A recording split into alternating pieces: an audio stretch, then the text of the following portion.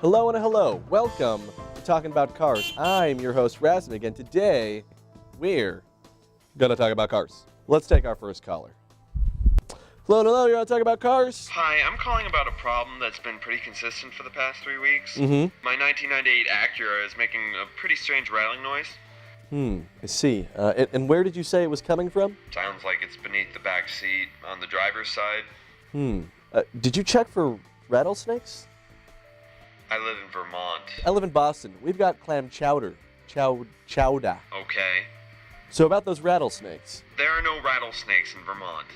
I see. Yeah. Are you sexually active? Wait. Or were you sexually active about a year ago? What does that have anything to do with anything? Just answer the question. Yes, I am sexually active. Are you single? I'm married. Just as I thought. I see what the problem is. Okay. Okay, so I'm going to guess that an estranged lover with whom you had unprotected sex with 9 months ago is trying to get your attention. See, she planted a baby's rattle beneath your car seat to give you the subtle hint that she has successfully conceived your child, but she's trying to be discreet so she doesn't disrupt your married life. What? Congratulations, you're a father. What are you on? I'm on YouTube.